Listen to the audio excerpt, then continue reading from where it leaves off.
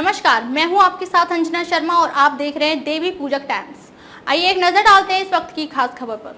Bharat Oman संबंधों का महत्व क्या है? प्रधानमंत्री नरेंद्र मोदी ने हैदराबाद हाउस में यात्रा पर आए ओमान के सुल्तान हैथम बिन तारिक के साथ द्विपक्षीय बैठक में अपने शुरुआती भाषण में रणनीतिक संबंधों को गहरा करने की दिशा तय की। ओमान के सुल्तान की यात्रा ऐसे समय में हुई है जब मध्य पूर्व 7 अक्टूबर को हमास द्वारा इजराइल पर किए गए हमलों और उसके बाद तेल अवीव द्वारा गाजा पर बमबारी की पृष्ठभूमि में उथल पुथल में फंस गया है। मोदी ने अपनी टिप्पणी में कहा कि ओमान के साथ भारत की निकटता केवल भूगोल तक ही सीमित नहीं है, बल्कि व्यापार, संस्कृति और हजारों वर्षों से चली आ रही हमारी आम प्राथमिकताओं में भी परिलक्षित होती है। हम इस गौरवशाली इतिहास की नींव पर मिलकर एक उज्जवल भविष्य का निर्माण कर रहे हैं। मोदी ने विशेष रूप से कहा कि ओमान के सुल्तान की यात्रा 26 साल के अंतराल के बाद हो रही है। 2018 में मोदी की ओमान यात्रा ने द्विपक्षीय संबंधों को एक नई गति दी थी।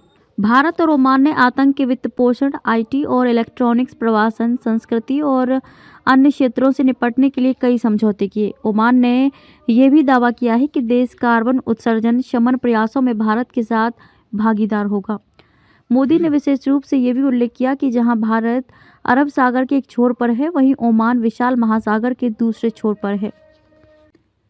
संयोग से अरब सागर प्रस्तावित भारत मध्य पूर्व यूरोप आर्थिक गलियारे IMEC के लिए महत्वपूर्ण है, जिसका अनावरण नई दिल्ली में G20 नेताओं के शिखर सम्मेलन के मौके पर किया गया था। भारत ने ओमान को G20 नेताओं के शिखर सम्मेलन में अतिथि देश के रूप में आमंत्रित किया था। चीनी राष्ट्रपति शी जिनपिंग की बेल्ट एंड रोड पहल के स्पष्ट जवाब के रूप में भारत और अमेरिका द्वारा संयुक्त रूप से समुद्री रेल सड़क आर्थिक गलियारे का समर्थन किया जा रहा है। वास्तव में मोदी ने G20 नेताओं के शिखर सम्मेलन से पहले APEC शिखर सम्मेलन में अपने भाषण के दौरान पूर्वी एशियाई देशों को पश्चिम एशिया के साथ जोड़ने का प्रस्ताव दिया था।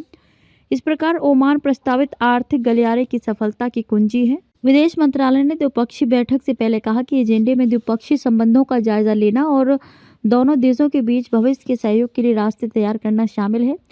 बाद में विदेश मंत्रालय ने कहा कि नेताओं ने राजनीतिक, सुरक्षा, रक्षा, व्यापार, आर्थिक, सांस्कृतिक और लोगों के संबंधों को क्षेत्रों को कवर करते हुए द्विपक्षीय संबंधों की समीक्षा की। उन्होंने क्षेत्रीय और अंतर्राष्ट्रीय मुद्दों पर भी दृष्टिकोण का आदान प्रदान किया।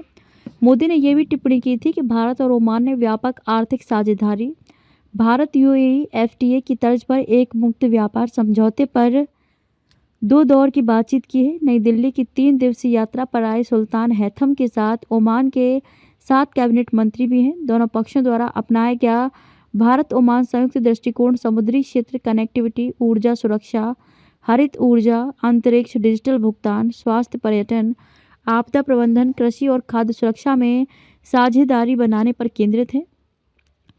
MEA ने सुल्तान की राज की यात्रा से पहले कहा था कि भारत और ओमान दोस्ती और सहयोग का एक लंबा इतिहास साझा करते हैं, जो आपसी विश्वास और सम्मान की नींव पर बना है और सदियों से लोगों के बीच मजबूत संबंध हैं। भारत और ओमान सल्तनत रणनीतिक साझेदार हैं और दोनों देशों के बीच द्विपक्षीय व्यापार और निवेश संबंध पिछले कुछ वर्षों में फले फूले हैं।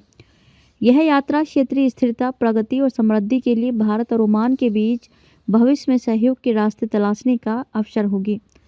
ओमान की आबादी में 13% भारतीय कामगार हैं। ओमान में हर तीसरा प्रवासी कामगार भारत से है। भारतीय कामगारों को विशेष रूप से संयुक्त अरब अमीरात और बिहार की तर्ज पर ओमान में काम करना लाभदायक लगता है। ओमान के खाड़ी सहयोग परिषद का सदस्य होने के कारण सल्तनत भारत के लिए अतिरिक्त रणनीतिक हित का विषय है। विदेश मंत्रालय ने एक बयान में कहा कि ओमान की सल्तनत भारत का एक रणनीतिक भागीदार है और खाड़ी सहयोग परिषद, GCC, अरब लीग और हिंद महासागर रिम एसोसिएशन IORA मंच पर एक महत्वपूर्ण वार्ताकार हैं। भारत और ओमान भूगोल, इतिहास और संस्कृति से जुड़े हुए हैं और उनके बीच गर्मजोशीपूर्ण संबंध हैं, जबकि भारत और ओमान के बीच लोगों के बीच संपर्क 5000 साल पुराना है। राजनयिक संबंध 1955 में स्थापित किए गए थे और रिश्ते को 2008 में रणनीतिक साझेदारी में अपग्रेड किया गया था। खबरों में अब तक के लिए बस इतना ही। फिर होगी आपसे मुलाकात कुछ ऐसी ही खास खबरों के साथ। तब तक के लिए नमस्कार और देखते रहिए देवी पूजक टाइम्स।